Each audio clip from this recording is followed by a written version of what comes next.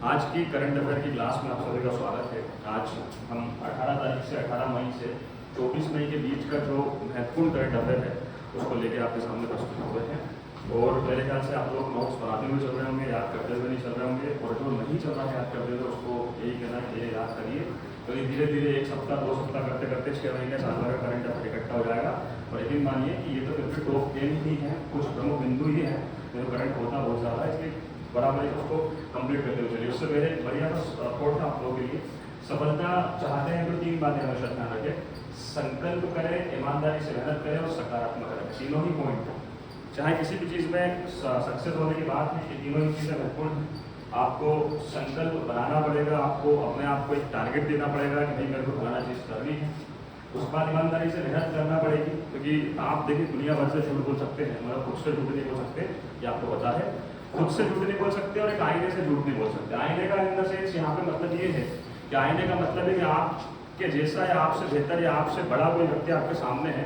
तो जैसे कहते हैं पिताजी माताजी से आप झूठ नहीं बोल सकते, चाहे कुछ भी हो, है ना। गुरु से आप झूठ नहीं बोल सकते, याद रखिएगा। गुरु का इन द सेंस यहाँ पे एक जो उस फील्ड का महारत है आप उससे झूठ नहीं बोल सकते। जिसने आपके जैसे सैकड़ों लोग निकाले हों उससे आप क्या झूठ बोलोगे। तो ईमानदारी से मेहनत करने का मतलब यही है, खुद से भी झूठ मत बोलो, खुद से भी बोलोगे, दूसरों से भी नहीं बोलोगे। और फिर बात आती है क्या रहे अपने आप में पॉजिटिव रहे।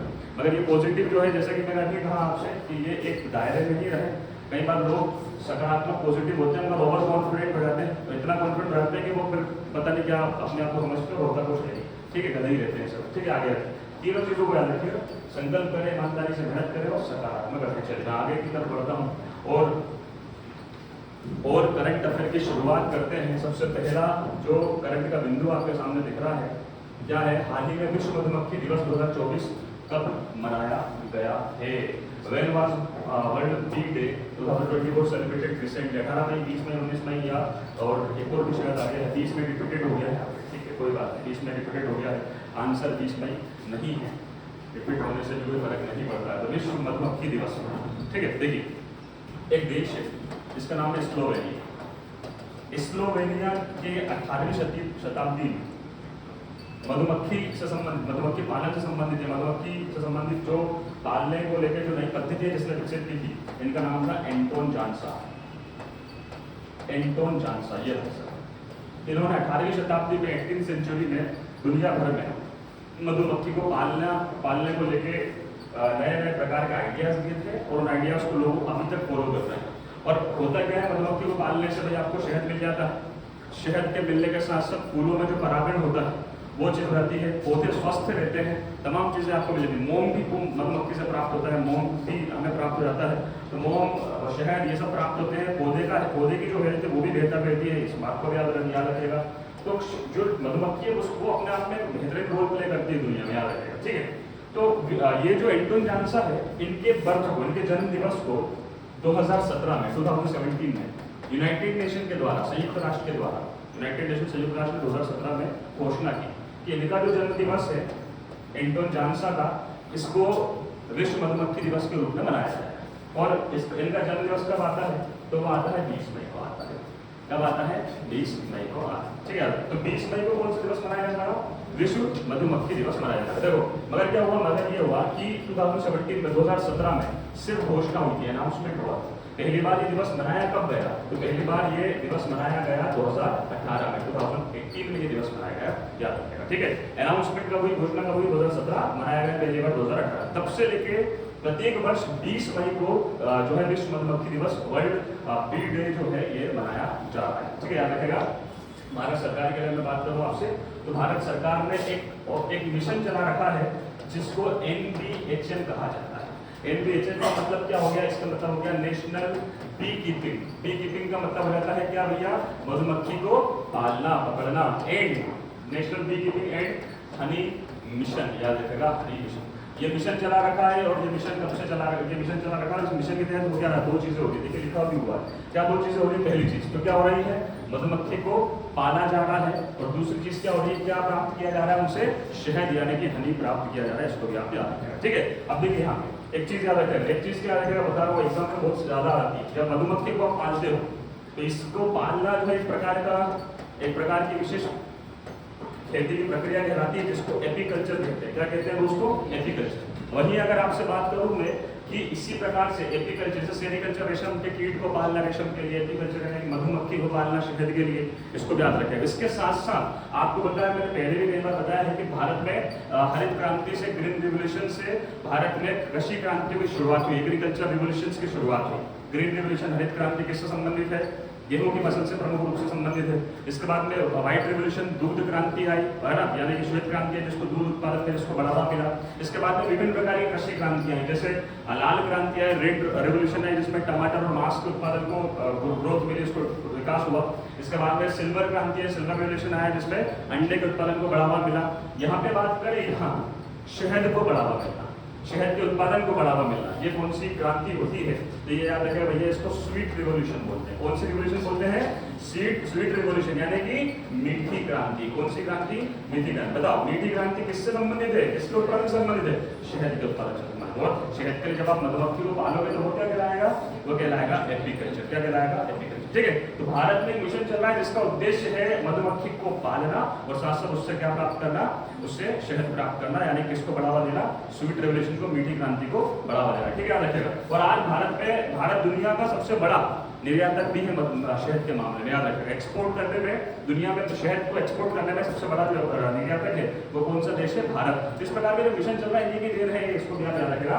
NBHM यानी कि national bee keeping and honey mission. और ये जो मिशन है ये रिलेटेड किससे है? मधुमक्खी से रिलेटेड है, शहद से रिलेटेड है। दिवस कौन सा मनाया जाता है? 20 मई को मनाया जा रहा है। कब से मनाया जा रहा है? 2018 से मनाया जा रहा है। किसने घोषणा की थी इसकी? United nation. और स्लोवेनिया के जो एंटोन जानसा है, इनको जो है एक तरह से पिता माना जाता है। इन्होंने नई प्रकार की पद्धतियां विकसित की थी जिनसे कि मधुमक्खी को पालना सुलभ हो जाता है, याद रखिएगा। तो तमाम बातें आप बताते हैं। अगले प्रश्न की तरफ चलते हैं। हाल ही में, ये शायद पता हो, अभी चर्चाओं में था, हाल ही में लाई चिंगते को किस देश का राष्ट्रपति नामित किया गया है? लाई चिंगते, याद रखिएगा। लाई चिंगते ये वो शख्स है जिनको कि ताइवान का राष्ट्रपति बनाया है। क्या बने हैं ये? ताइवान के राष्ट्रपति। ठीक है, ताइवान विलियम लाई के नाम से इनको जाना जाता है। एक कॉमन नेम है इनका विलियम लाई, याद रखेगा। विलियम लाई के नाम से इनको जाना जाता है। इनका पूरा नाम लाई चिंगते है और ये अभी हाल ही में कहा के राष्ट्रपति बने हैं। ये राष्ट्रपति बने हैं, ताइवान के राष्ट्रपति बने हैं। ठीक है, पूरा ये जो देश है, ये जो देश दिख रहा है, ये चीन है। कौन सा देश है? चीन। चीन से महज 160 किलोमीटर दूर, यहाँ इस जगह यहाँ देश आता है ताइवान। कौन सा आता है भैया? ताइवान। अब समस्या क्या है? समस्या ये है कि चीन जो है इसको अपना राज्य मानता है। क्या मानता है? राज्य। चीन अपना राज्य मानता है और ताइवान जो है ये अपने आप को स्वतंत्र देश के रूप में विकसित करने पे तुला हुआ है ना, याद रखेगा। तो ताइवान और चीन याद रखना। ठीक है, भारत और ताइवान के अच्छे संबंध है, इसको क्या याद रखेगा। और ताइवान से जो संबंध बनाता है ये उनसे संबंध को तोड़ लेता है, इसको भी आप याद रखेगा। ठीक है, तो ताइवान के हाल ही में राष्ट्रपति कौन बने हैं? विलियम लाई, यानी कि लाई चिंगते।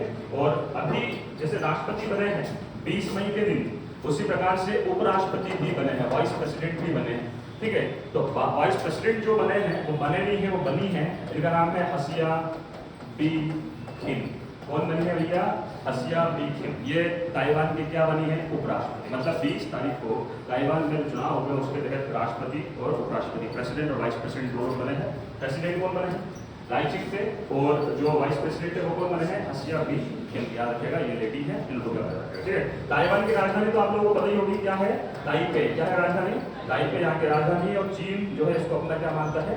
अपना एक छोटा राज्य मानता है, इसको भी आप याद रखेगा। ठीक है, तमाम बातें मैंने बताई, याद रखेगा ताइवान। ठीक, आगे बढ़ते हैं, अगले प्रश्न की तरफ चलते हैं।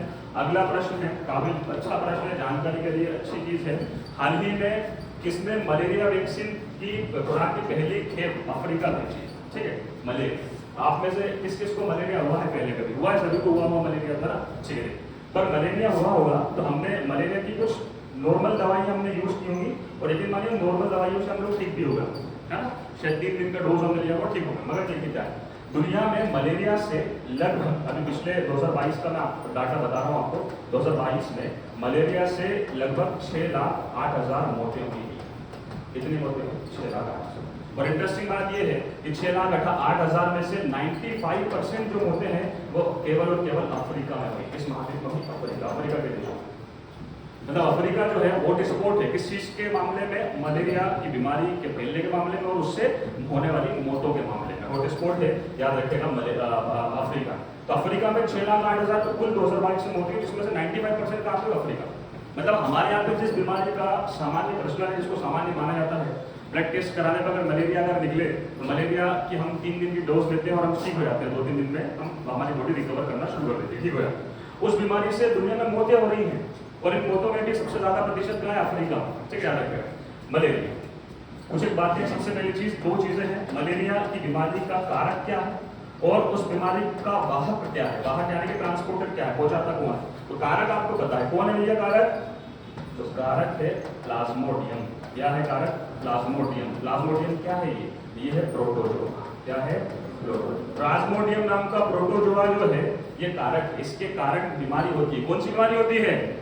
मलेरिया की बीमारी होती है। और जो मलेरिया की बीमारी होती है, इस बीमारी को मतलब प्लाज्मोडियम के जो प्रोटोजोआ है, इस प्रोटोजोआ को एक शरीर से दूसरे शरीर में ले जाने का काम कौन करता है? वाहक कौन है? ये भैया एक मच्छर जिसका नाम है मादा एनाफिलीज। क्या नाम है? मादा एनाफिलीज। ठीक है, याद रखिएगा, एनाफिलीज मच्छर। अब देखो इंटरेस्टिंग बात ये है कि कभी कारक पूछ ले तुम में से जो आधे स्थिति जिनकी मानसिक स्थिति खराब है, जो थोड़े बहुत अधजल गगरी वाले लोग हैं, उनसे पूछा है कारक को, आंसर क्या देंगे? चलो नहीं मादा। और अपने आप को क्या समझेंगे? 30 मार खा, जबकि है वो दो घोड़े के ढांडे। आगे की नहीं कहानी समझ आपको, आधी अधूरी जानकारी लेके ढांडापन मत दिखाना, पूरा याद रखना। कारक क्या है भाई? मलेरिया होता किससे? पहली बात तो आंसर में कई बार इतना ही आता है सर, खाई से होता है। और कौन से प्रोटोजोआ से? प्लाज्मोडियम प्रोटोजोआ से होता है। ये पूरी बात हो गई, ठीक है। और फैलाता कौन है इसको? मादा एनाफिलीज मच्छर। लोग इतना याद रखकर अपने आप को 30 मार का समझते और अपन जैसे लोग उनको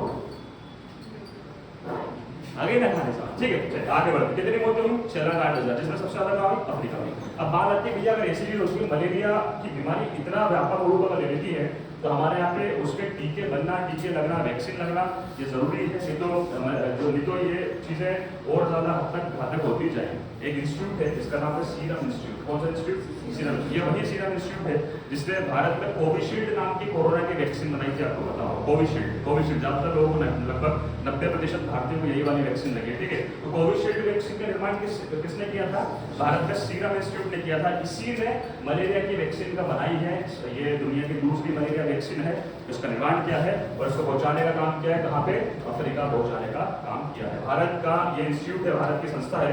इसके जो सीईओ है ये है आधार पूनावाला। कौन है भैया इसके सीईओ? आधार पूनावाला, याद रखेगा। ये सीईओ है, किसके सीईओ है? किसकी कंपनी है? आधार पूनावाला कंपनी। कौन सी कंपनी है? सीरम इंस्टीट्यूट, याद रखेगा। और ये क्या डेवलप करती है, क्या बनाती है दुनिया में? वैक्सीन बनाती है। वैक्सीन बनाती है ना, याद रखना, वैक्सीन। ठीक है, याद रखेगा, वैक्सीन बनाती है, टीके बनाती है, इसको भी याद रखेगा। भारत में अभी इसने कोरोना को कौन सा टीका बनाया था, कौन सा वैक्सीन बनाया था? कोविशील्ड बनाया था, इसको भी याद रखेगा। ठीक है, तो तमाम बातें मैंने आपको बता दी है। मेरे ख्याल से जानकारी आपको मजा आया, लिख लीजिएगा, नोट कर लीजिएगा। आगे बढ़ते हैं, अगले प्रश्न करते हैं। हाल ही में भारत ने कहा 46वीं अंटार्कटिक संधि सलाहकार बैठक की मेजबानी की है? ऑप्शन है कोची, लखनऊ, दिल्ली या बेंगलोर। कहाँ पे? अंटार्कटिका की ये जो संधि सलाहकार बैठक हुई है, इसकी मेजबानी की है। देखिए 2-3 चीजें मैं आपको बात बता रहा हूँ, 2-3 चीजों को समझिएगा, कहानी को समझिएगा। कहानी क्या है? कहानी ये है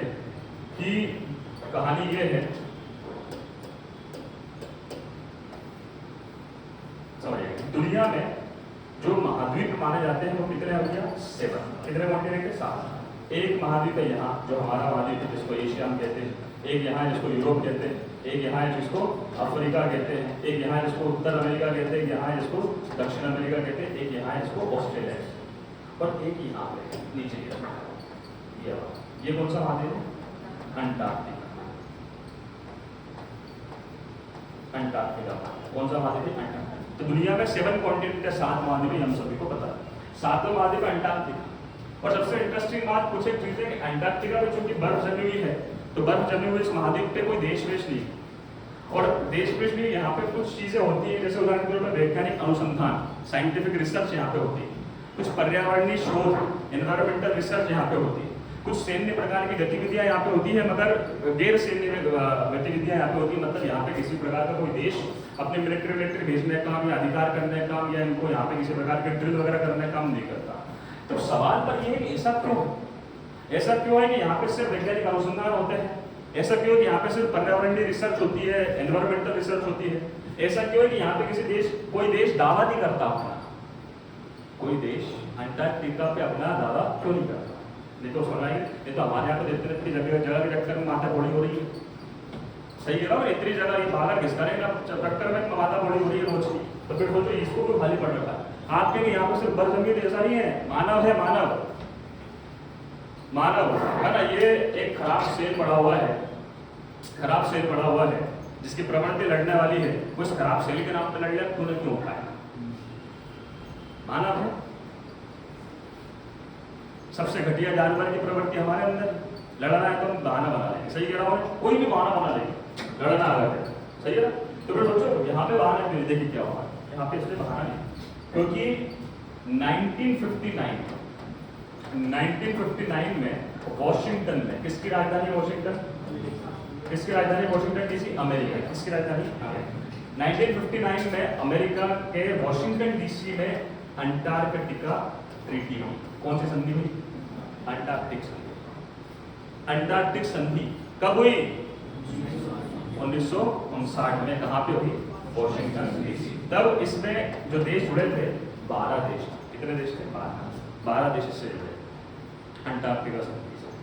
और इस संधि से जुड़ने का जो इनर पॉइंट्स जो बनाए थे कि भैया अपने को इस संधि के तहत क्या करना है, इसके तहत ये करना है कि कोई भी देश हमारा के अपना अधिकार नहीं जताएगा अंटार्कटिका पे, उसको गैर सैन्य क्षेत्र घोषित कर दिया गया। गैर सैन्य क्षेत्र मतलब किसी प्रकार की मिलिट्री ड्रिल या मिलिट्री वहां पे नहीं जाएगी, पहुंचेगी, ऐसा क्षेत्र उसको, ऐसा एरिया इसको घोषित कर दिया गया।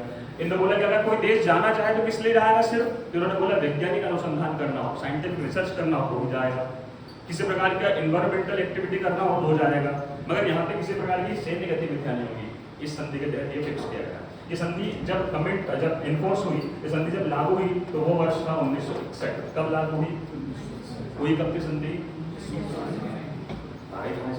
वर्तमान में इस संधि से लगभग 59 देश जुड़े हुए हैं। कितने देश जुड़े हैं? 59। और 59 देश वो हैं जो कहीं ना कहीं साइंटिफिक रूप से भी दम रखते हैं, मिलिट्री के रूप से दम रखते हैं, अगर लगभग सभी देश आ गए ऐसा मान लीजिए आप, ठीक है। भारत भी संधि का सदस्य बना, और भारत कब इस संधि का सदस्य बना? भारत इस संधि का सदस्य बना 1983 में। कब बना भैया? 1983 में। क्यों बना? क्योंकि 1983 में हमने अंटार्कटिका पर पहला वैज्ञानिक मिशन पहुंचाया, और वो मिशन था दक्षिण गंगोत्री। कौन सा? दक्षिण गंगोत्री। क्या बताओ? दक्षिण गंगोत्री, याद रखिएगा इसको आप, दक्षिण गंगोत्री को आप साउथ गंगोत्री मत कर देना, दक्षिण गंगोत्री के नाम से याद रखना, ठीक है। दक्षिण गंगोत्री मिशन कहाँ के लिए भारत ने बनाया था? अंटार्कटिका पे वैज्ञानिक शोध के लिए, रिसर्च के लिए, साइंटिफिक रिसर्च के लिए बनाया। कब बनाया? कब बनाया था? 1982। और तभी भारत किसका सदस्य बना? अंटार्कटिक ट्रीटी का, अंटार्कटिक संधि का सदस्य बना। आगे कहा है, ठीक है। इसके बाद ये मिशन अभी बंद हो चुका है। इसके बाद भारत ने 1989 में 1989 में एक और मिशन भेजा जिसका नाम था मैत्री। कौन सा था? मैत्री। और अभी 2012 में हमने मिशन भेजा जिसका नाम है भारती। कौन सा नाम है भैया? अंटार्कटिका में भारत कब तक कितने मिशन हुए हैं? 3। पहला दक्षिण गंगोत्री, दूसरा मैत्री है ना, मैत्री है, तीसरा भारती। ये भारतीय नहीं है, सिर्फ भारतीय।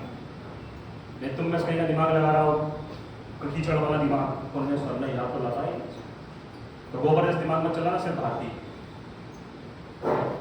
आगे खाली समय, ठीक है। तो पहला मिशन दक्षिण गंगोत्री कब हमने भेजने का काम किया? 1983 में। और तभी हम किसका हिस्सा बने? अंटार्कटिक संधि का हिस्सा बने, जो कि कब हुई थी? 1959। और लागू कब? 1960।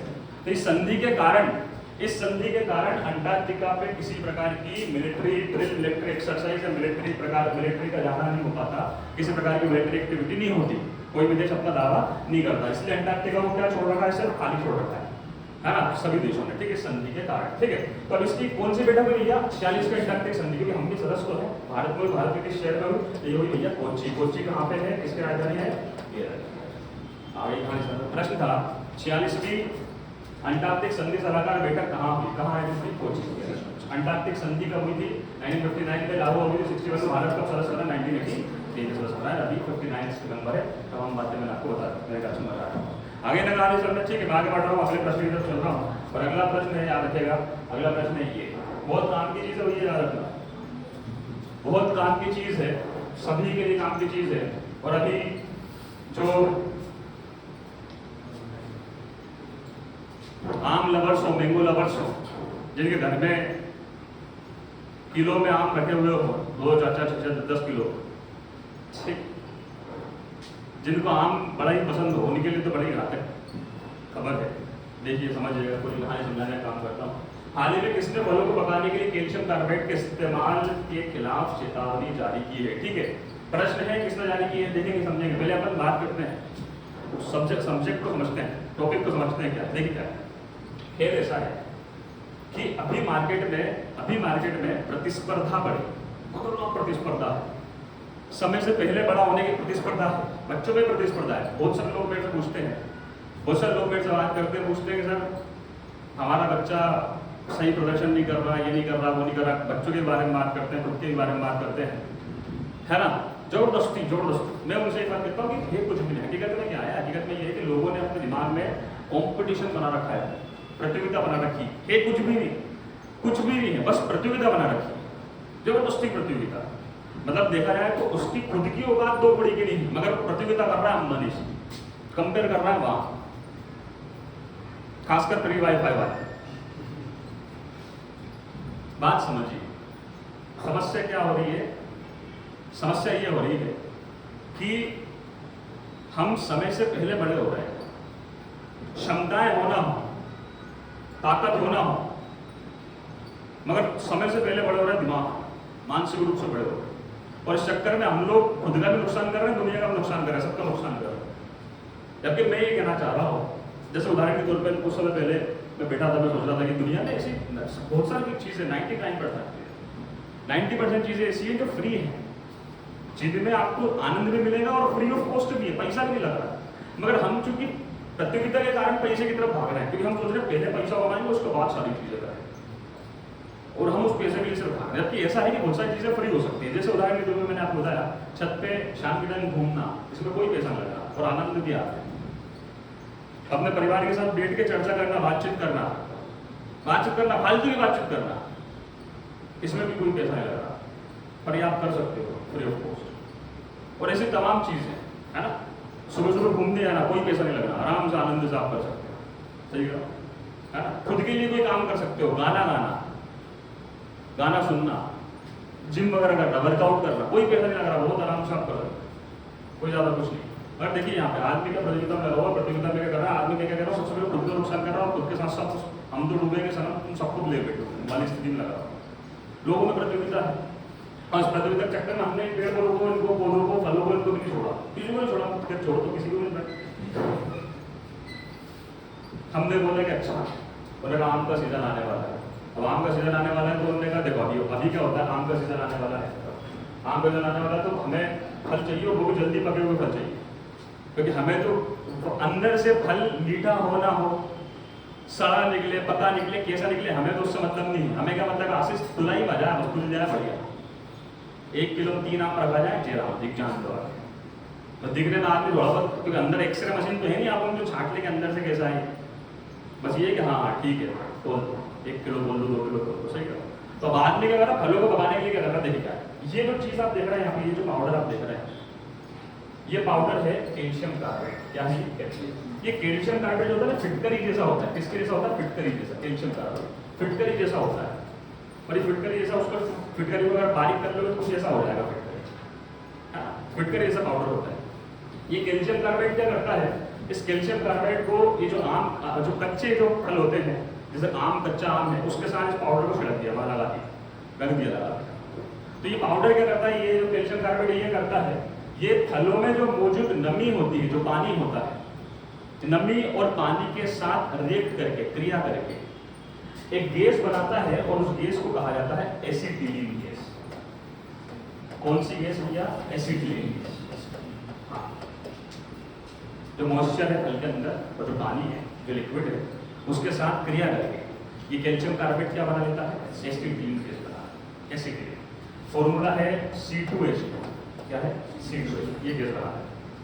और ये गैस क्या करती है, ये गैस क्या करती है, उन फलों के अंदर आर्टिफिशियल हीट, आर्टिफिशियल गर्मी पैदा कर देती है। मतलब जो समय के साथ जो गर्मी आनी चाहिए, उससे पहले ही गर्मी पैदा करती, तो आर्टिफिशियल होगी, क्योंकि हम हाथों से कर रहे हैं, हमने पाउडर छिड़क दिया, ये छिड़क दिया कैल्शियम कार्बाइड, जिसके कारण ये गैस बन गई। ये गैस क्या कर रही है, उनके अंदर आर्टिफिशियल हीट, आर्टिफिशियल गर्मी पैदा कर रही है, और उस गर्मी के कारण ये जो फल है, ये समय से पहले, वक्त से पहले पक जाता है।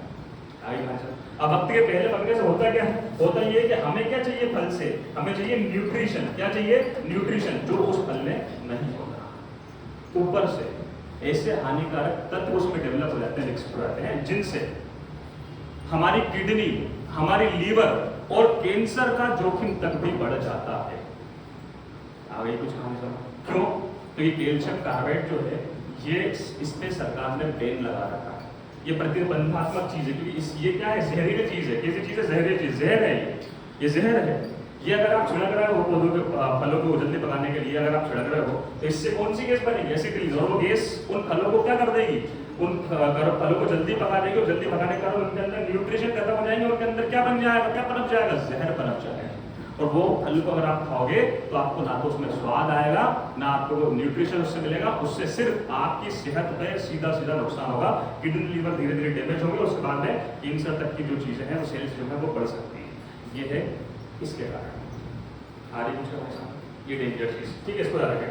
द साइलेंट किलर्स को बोला गया। और अब देखो, मैंने जैसा आपको बात बोला कि दुनिया में प्रतिस्पर्धा चल रही है, आदमी सिर्फ प्रतिस्पर्धा में भाग रहा है, जल्दी से ज्यादा माल, जल्दी से जल्दी माल उसको मार्केट में उतारना है ताकि जल्दी बिक जाए उसका।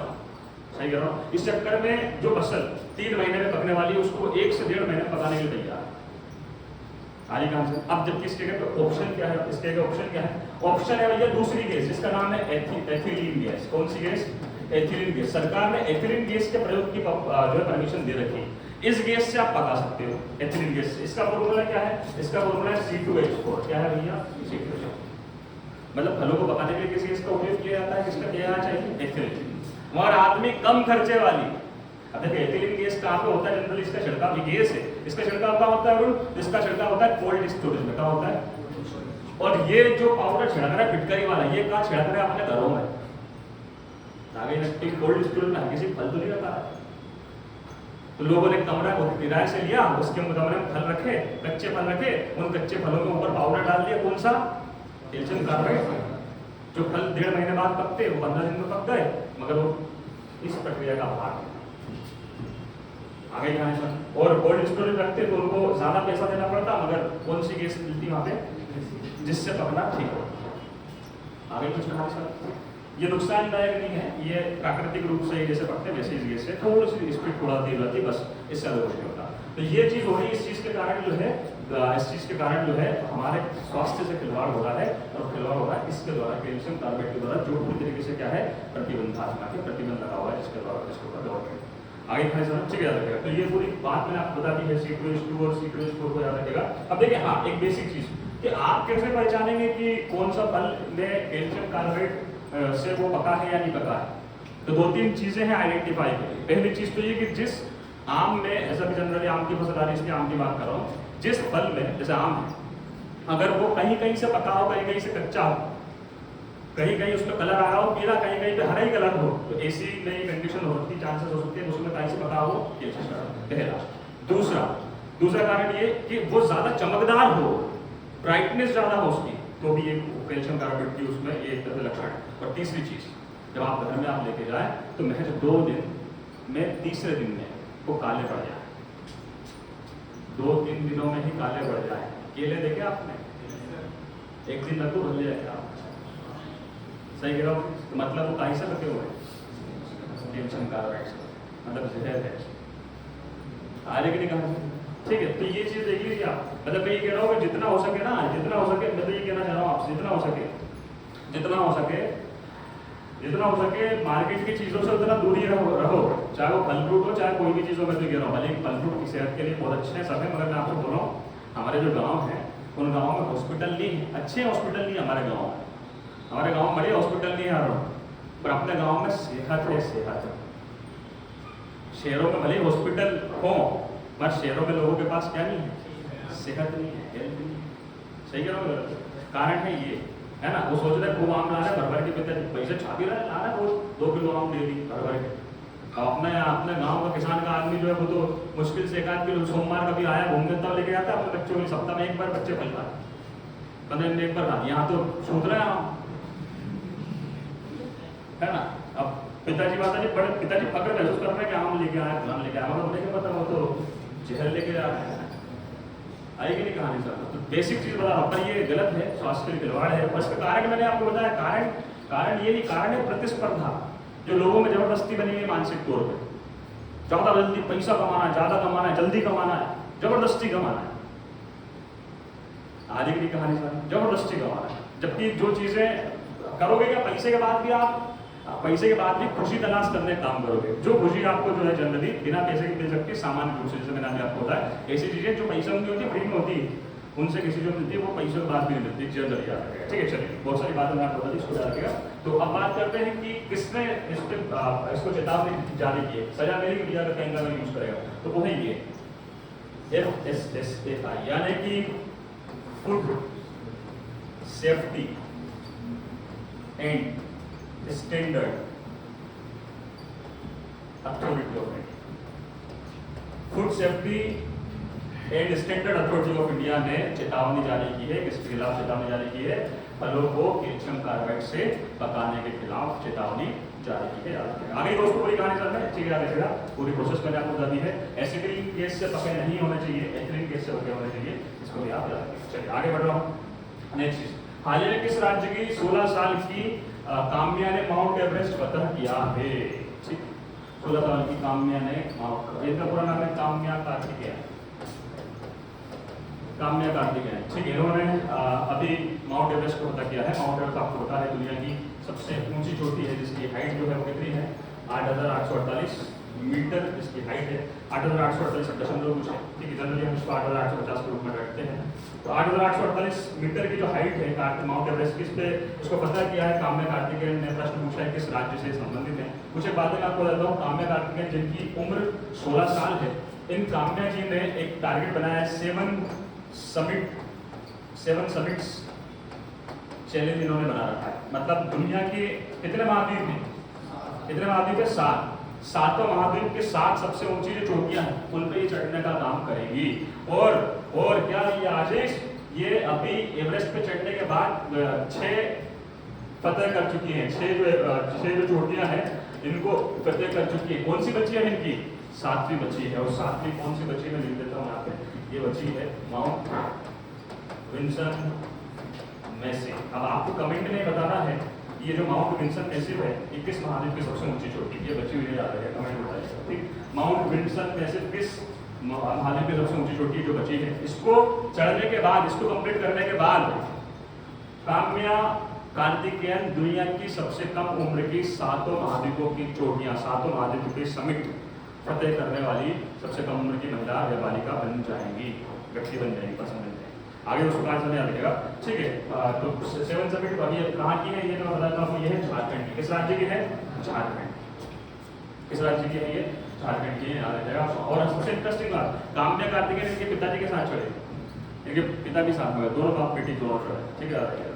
ठीक, तो ये है 16 साल की काम्या कार्तिकेयन। 2020 में इन्होंने माउंट एकांगुआ पे समिट किया था, माउंट एकांगुआ पे चढ़ी थी। जब उस पर चढ़ी थी तब जो प्रधानमंत्री हैं उन्होंने जो मन की आवाज़, प्रधानमंत्री जब वो मन की आवाज़ को संबोधित करते हैं तो मन की आवाज़ में इनका नाम दिया था काम्या कार्तिकेयन का। ठीक है, देखा, राष्ट्रीय बाल पुरस्कार भी इन्होंने जीता हुआ है। चलिए आगे बढ़ते हैं। हाल ही में किस देश के राष्ट्रपति का हेलीकॉप्टर दुर्घटना में निधन हुआ? ये तो पता होगा मेरे ख्याल से आप सभी को। किस राष्ट्रपति? ईरान के राष्ट्रपति। कहाँ के राष्ट्रपति? ईरान के राष्ट्रपति। कौन है? इब्राहिम रईसी। कौन है भैया? इब्राहिम मोहम्मद रईसी। इब्राहिम रईसी जो है, इनका हाल ही में निधन हुआ हेलीकॉप्टर क्रैश में। हेलीकॉप्टर क्रैश में यहाँ फोटो दिख रहा है आपको। इनके साथ कुल 9 लोग थे, इनको जोड़ के 9 ही लोग इसमें खत्म हो गए हैं, इनकी मृत्यु हो गई है हेलीकॉप्टर क्रैश में। ठीक है, कहाँ हेलीकॉप्टर की दुर्घटना हुई थी? अजरबैजान। कहाँ हुई थी भैया? अजरबैजान। कहाँ पे हुई थी? अजरबैजान। अजरबैजान में हेलीकॉप्टर क्रैश हुआ था। अब देखो यहाँ पे बड़ी आशंका चल रही है। अजरबैजान का क्या है? अभी क्या हो रहा है? ईरान और इजराइल की लड़ाई चल रही है। किसकी लड़ाई चल रही है? ईरान और इजराइल की लड़ाई चल रही है। ठीक है, अब इंटरेस्टिंग बात ये है कि जो अजरबैजान है ये एकमात्र ऐसा मुस्लिम देश है और जिसकी दोस्ती है बहुत कट्टरता से इजराइल के साथ। किसके साथ दोस्ती है? इजराइल के साथ दोस्ती। किसकी दोस्ती बनवाई? अजरबैजान। ठीक है, और सबसे इंटरेस्टिंग बात, जहाँ पे ये हेलीकॉप्टर क्रैश हुआ, उस हेलीकॉप्टर क्रैश होने वाली जगह वो जो पहाड़ी क्षेत्र है, उस पहाड़ी क्षेत्र पे जिसकी एक जिसके जो सबसे ज्यादा सक्रिय है वो है मोसाद। और ये मोसाद किसकी इंटेलिजेंस एजेंसी है? तो इजराइल की इंटेलिजेंस एजेंसी मोसाद का जो क्षेत्र है, जो एरिया है अजरबैजान में, उस जगह में हेलीकॉप्टर क्रैश हुआ। तो दुनिया के बहुत सारे लोग देश जो है वो शंका जता रहे हैं कि कहीं ऐसा ना हो हेलीकॉप्टर क्रैश में इनका याद हो। आई कहां से? मगर ईरान की तरफ से ही कहा गया है कि नहीं मौसमी कुछ खराबी थी, हेलीकॉप्टर में कुछ मौसम अचानक से खराब हो गया था जिसके कारण वो क्रैश हुआ। ठीक है, तो ये तमाम चीजें हैं। इब्राहिम रईसी, इनको आप याद रखेगा। इनको अभी इनका जब फ्यूनरल था जो इनका उसमें ये गए थे, इनको तो आप जानते हैं कौन है? कौन है बताओ? भारत के उपराष्ट्रपति। कौन है भैया उपराष्ट्रपति? जगदीप धनखड़ उपराष्ट्रपति। ये हमारे यहाँ से भारत से यहाँ पे इनके जो फूल चढ़ाने के लिए गए थे, याद रखेगा। आगे का आने वाला इसको भी आप याद रखेगा। तो ठीक, अगले प्रश्न पर चल रहा हूँ। अगला प्रश्न है, हाल ही में कौन CII के अध्यक्ष बने हैं? CII का मतलब यहाँ पे लिखा हुआ है, अगर आपको पढ़ने में आ रहा है नहीं आ रहा है तो लिख देता हूँ। Confederation of Indian industry.